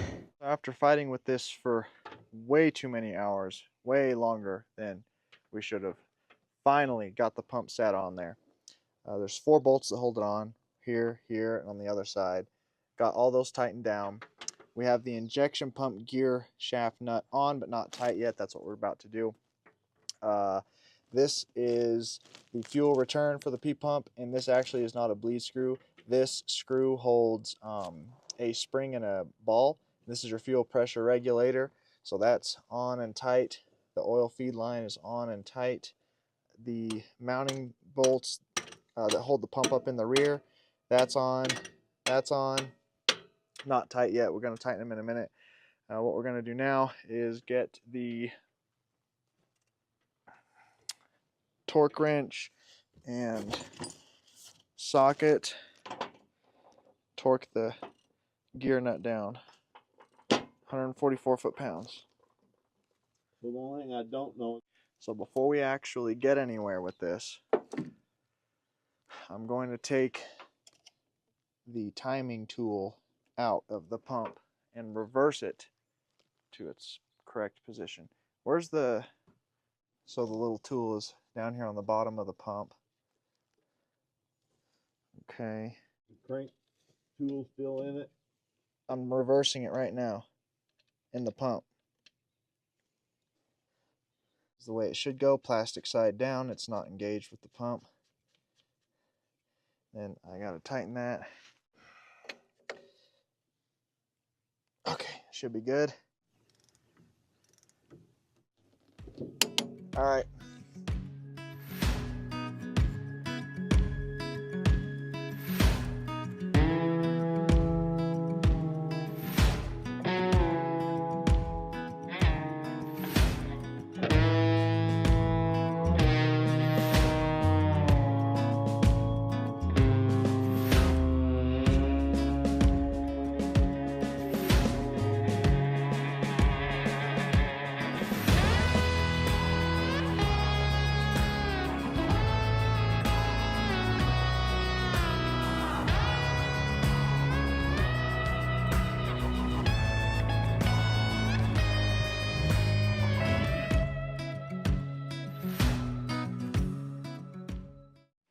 All right, I think we're ready to start cranking and bleeding the injectors.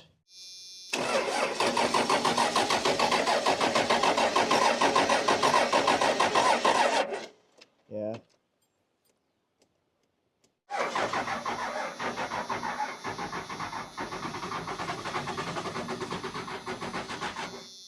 We've been trying for like hours to get this thing to bleed, and it's getting late. It's like 7:30 right now, and so we're trying something else. I popped the bleeder off of here and pumped the lift pump, and sometimes it'll get fuel, sometimes it won't. I thought the tank was empty. We got some fuel, put some in the tank. The tank was basically full. It only took 3 gallons for it started coming out the neck. So we have fuel. I'm thinking that the lift pump may be bad. So I've got the electric fuel pump hooked up. Okay, so we're gonna see if we crank it and we can get it to bleed. Then we'll know that our lift pump is bad, and maybe we can fix it. Because that is not really a permanent fix. Okay, try and crank it.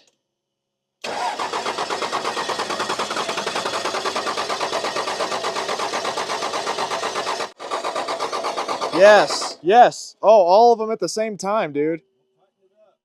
That's what you should see. That lift pump is toast. Yeah. Usually those things are pretty tough.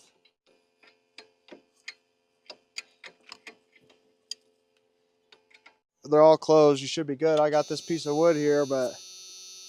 Try it. Yeah.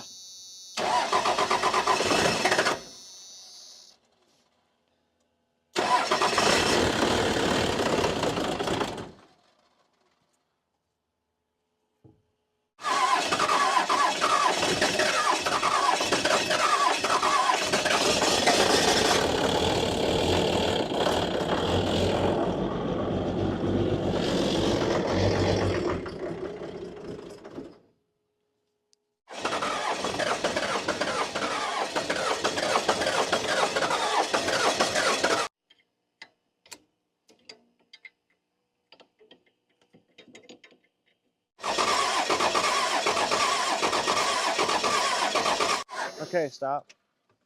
Yeah, it's picking up air because they're not shooting now. It's aerating somewhere. We're gonna have to fix that somehow. I don't know if we can get under there and bypass all the fuel lines and run a hose from the tank to the front. I don't know if I can actually find where it's aerating and fix it. I don't know. It's difficult to get to the top of these fuel tanks because the access is at the direct top of the tank and it's butted up against the top of the bed or the bottom of the bed. So And I don't know. Full to the top of fuel, so that's a little over 250 pounds. You're not pulling that tank. not out here in the grass. No, you'd have to empty out the tank and stuff and pull the tank down. You can't pull it down full like that.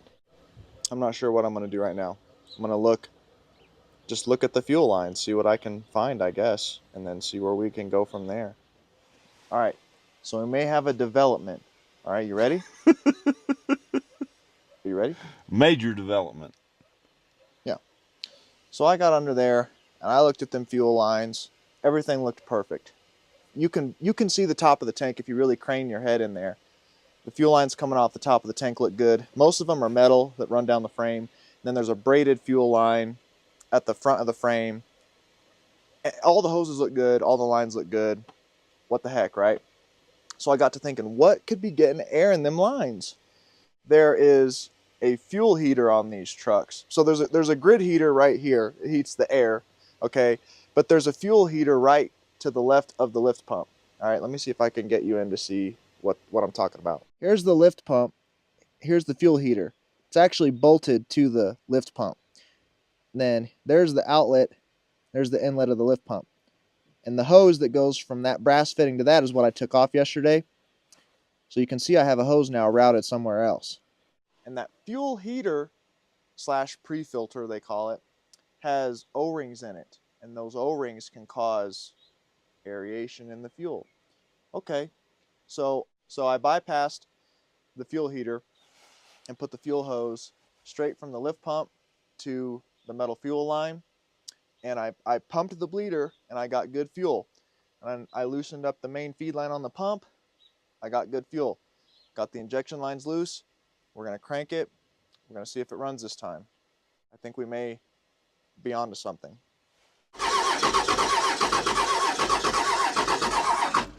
We're getting it. All right. I'm going to crank them shut.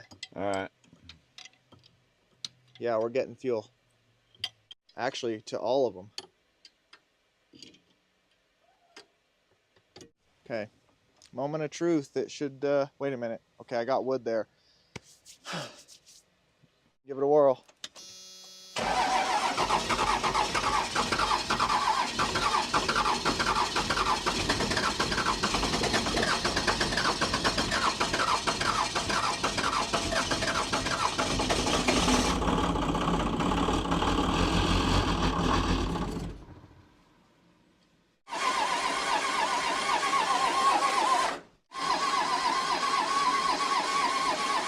You better make sure our injectors are still pumping. Still pumping, ain't they? Yeah.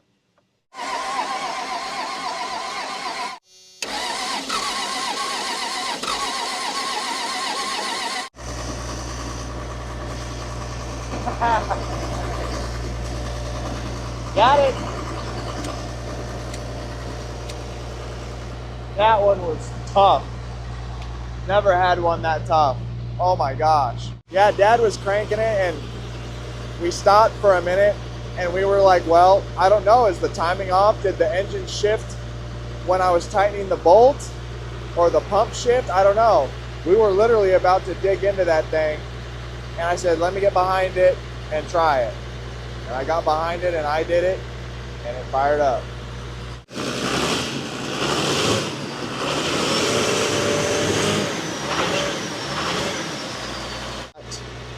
Charging, we have tach, we have oil pressure, we've got fuel, that's not working. It's kind of working, but it's not accurate because that tank is full to the neck.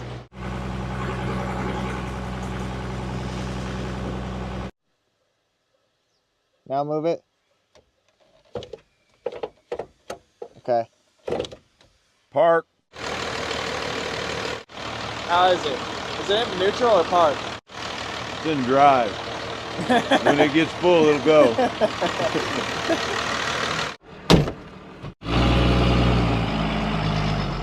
Temperature gauge come up ever? No. Sat for the last few years. You can see the exact footprint. Beautiful part of the country, though. Yeah, Wyoming's a beautiful state.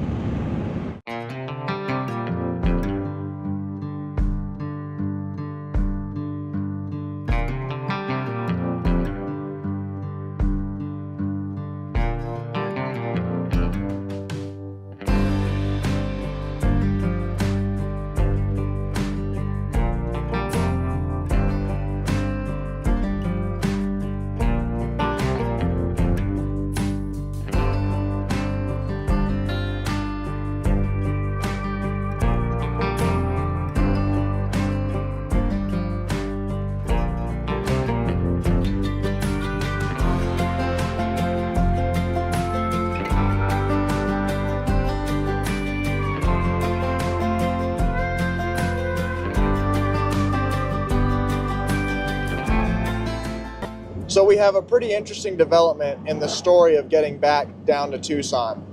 So we were originally going to drive both of these trucks, this one and the one that Dad's following me in that was in the previous video that we drove from Kansas City to Encampment. We were going to drive both the trucks down there, and I was going to sell that rusty one. Just sell it and stuff, and that's kind of what my plan was. Well, anyway, we were in the hotel this morning eating breakfast, and as soon as I walk in the door to eat breakfast, this guy's like, "Who's driving that white Cummins out there?" I said, "Oh, I am." And he said, "Man, were you thinking about selling that?" And I said, "Well, yeah, but I got to get back down to Tucson with it, and but you'd have to get it shipped back wherever you're at." And he's like, "Well, I'm in Laramie, and I build cars for a living, and I got a customer that's building a Ford, and he's going to put a Cummins in it and everything." He's like, "What do you want for it?" I said, I got to thinking, I'm like, "Well, I don't know how you're going to get it back from Tucson." And then it hit me. I said, "Wait a minute. If we have this truck to drive back to Tucson in, I could take this truck to him if he's in Laramie." So I said, "Well, I'll take 5 for it and drive it to Laramie." And he called his customer up and said, "That's fine." So instead of driving straight to Tucson, we're driving to Laramie to drop off the 4-wheel drive rusted out Cummins, and then we're both going to hop in this and drive back to Tucson. But I think that is a total miracle from above, if you ask me, because in a place with a population of 450 people, I sold a truck without even having to list it. So I've never had that happen to me before, and I'm grateful for it, and I'm happy. So that's where we're headed right now. It's about 90 miles to his shop in Laramie, and it's not kicking into fourth or overdrive. So we're basically running a 3-speed transmission. I was kind of hoping to be able to zip back home kind of fast with that overdrive and lock up, and being that it's a 2-wheel drive and everything, it's got good highway gears. But nope, you can never win them all. So we got 3 speeds. I'm sure 4th gear works. I'm not worried about it. It's probably, I don't know, something to do. I know the transmission shifts hydraulically into 1, 2, 3 without computer, but 4th and overdrive are controlled by the computer. And it has something to do with the speedo reading wrong, and it could be a temperature sensor because our temperature's not coming up, even though we've been running it for a while, and I know it should be at stat temp. The transmission shifts into overdrive and lockup based on the vehicle speed, and also they will not shift into lockup and overdrive if it's too cold. They have a transmission temperature sensor, and the trucks don't want to shift into overdrive and lockup if it's too cold. Well, since we're not reading any temperature on the gauge, the truck probably thinks it's too cold and it's not shifting, even though it could. I just don't have time right now to dig into that and mess with it. We got to get home. We've got to put some miles down. We got 1,000 miles to go.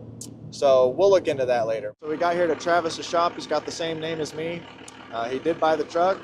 So me and Dad are officially in one vehicle. We got to get back to Tucson. Travis took my ride. We started out of beautiful Laramie, Wyoming to head down south. We got into Colorado and we passed through Denver all the way down to Colorado Springs, where I wanted to check the truck out and make sure everything was going good. I wanted to check the truck out, and I do see a few things. We're leaking diesel. See that?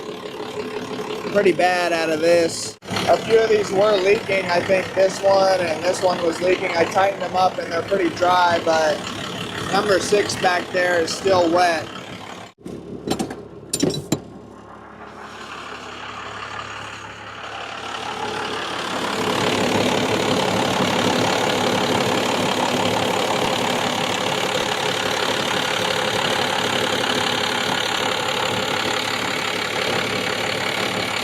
Tighten that up a little bit. I don't want to go crazy.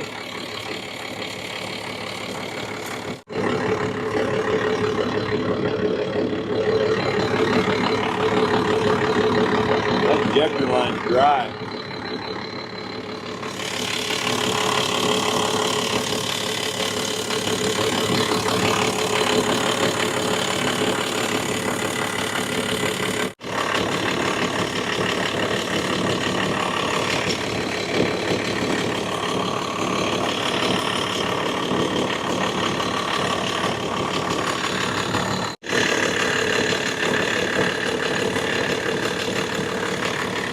Let's see if it dries up back there.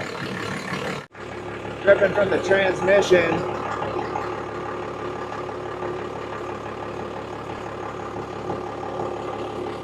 Well, good morning, guys. It's the morning of day 3. We made it to Pueblo, Colorado. We were going to stop in Colorado Springs, but there was a lot of shady characters running around, and it just looked real bad. And there's no way to hide all the stuff we have in the back of this truck. I'm not moving it all into the hotel room. So we went 40 miles down to Pueblo and stayed. And we're going to do a few checks on the truck this morning. And I just keep thinking about why it's not shifting into overdrive, because I really need that extra gear. It'd be real nice. So let's check the oil real quick and see. It looks pretty good under here. I'm not seeing nothing on the ground. I haven't tried to start it yet, so I don't know if it... Sometimes, you know, you can run these trucks if you get the air out of the lines, but if there's still some aeration, it won't start. It'll start hard the next day or whatever. But let's check the oil. Yeah, it's above the safe line, so we're good on oil. You can see we got brake fluid. I don't think it's definitely not leaking any water. This thing runs cold. Yeah, we got antifreeze. Seems like it's starting to dry up a little bit, boy. I was having trouble with it dripping a little bit. Let's test and see if we have any voltage to that throttle position sensor. So the throttle position sensor is down here on this metal bracket that holds all the linkages, and I'm gonna unplug it. It's three prong, whatever, and we'll get battery. Nothing on that pin. I don't know which pin it is. It's supposed to have. Yep, 4.6 volts in the middle pin. So it's getting a signal.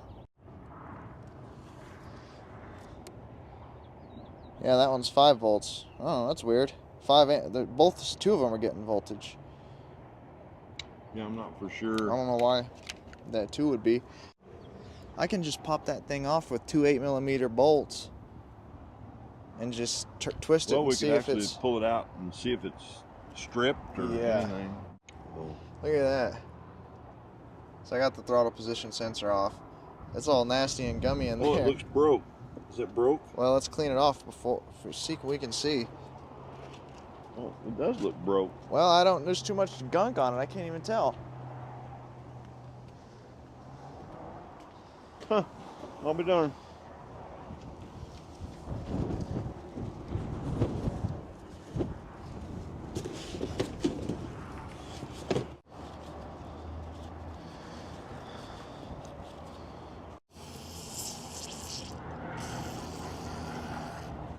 There's a lot of junk in there, I'll tell you that, but it's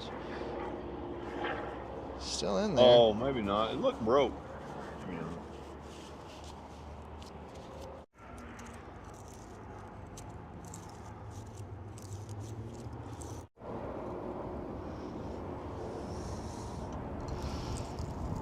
Yeah, it looks like it's switching for sure. Yeah, it's working. See, a lot of them get changed. They just don't usually go bad. They usually last pretty good. Yeah. Yeah, it's working. Okay, moment of truth. Let's see if she starts. Uh-oh.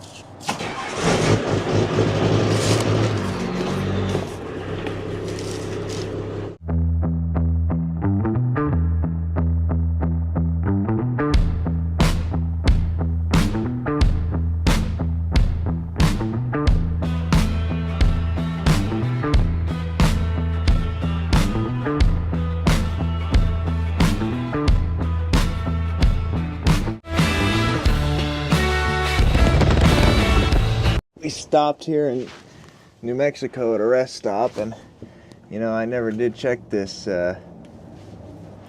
differential.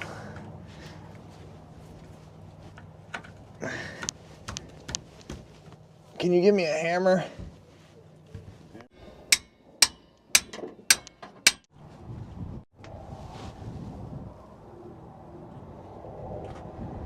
Yeah, it's full.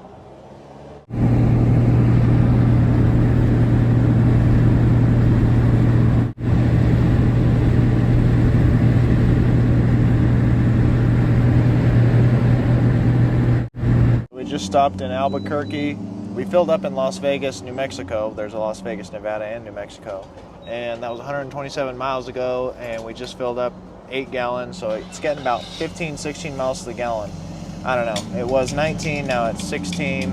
It's probably attributable to not having overdrive and lockup. We got to be at like 22 to 2,500 RPM, which is a little high. If we had overdrive and lockup, it'd be a lot better. But we're trying to make it home tonight. It's 5 o'clock right now. If we're going 60 miles an hour and we got 450 miles to go to home, that's averaging 60 miles an hour. We'll get there in 7.5 hours, which is 12:30. But something's gonna. Actually, It never takes. It's gonna probably be 1 a.m. What? Actually, we'll lose an hour, so we'll be home an hour early. Oh yeah, because there's a time change, so we'll gain an hour. So it'll probably still be around midnight, 1 o'clock. So we'll keep heading that direction. Kind of close now. Hoping to not have another hotel room stay tonight.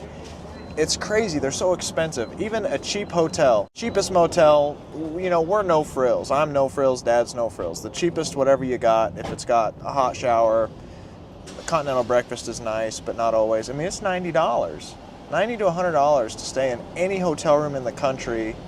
The cheap ones. It's like, is it really worth $90 to just have a bed for the night? I mean, wow. No. No. It's just, wow. It's expensive. By the way, the truck is doing good though, other than the no overdrive issue. No oil usage? No oil usage, no oil drippage. It's still, number 6 injector quit leaking, but number 1 on the pump side is still dripping some. I attribute that to the injection lines being open, and it's probably just got dirt around there, and you can't tighten it enough to get it to stop, and I'm not going to over tighten it and strip something on a very expensive item. I must have did a good job timing it, yours truly, because it runs like a Swiss watch. All right, we're going to keep on going.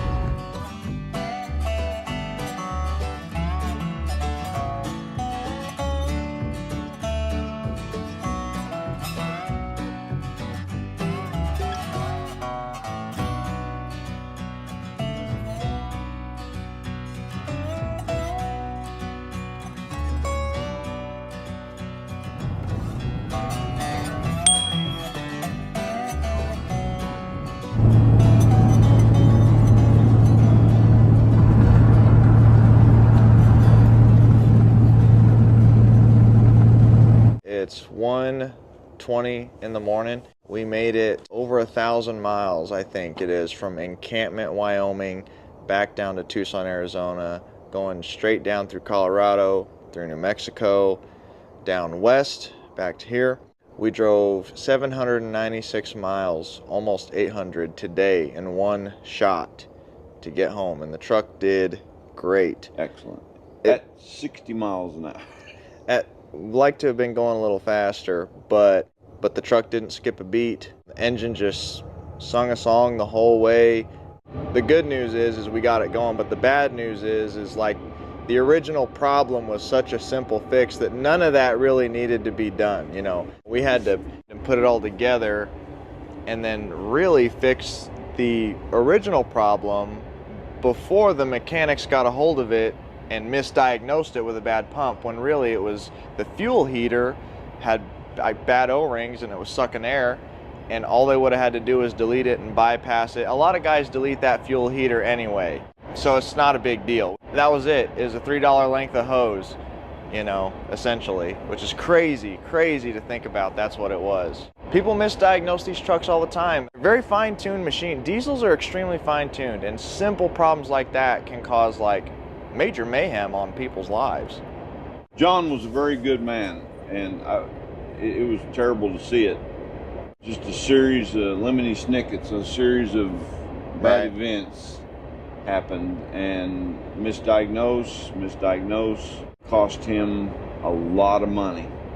Yeah, I think he spent more money chasing this problem down than he spent buying the truck originally, and more than I bought it from him for, essentially, because it was a non-running truck with issues, you know. Once it fired up, it ran like a 5.9 should. It did everything that a 5.9 should do. It sounded great.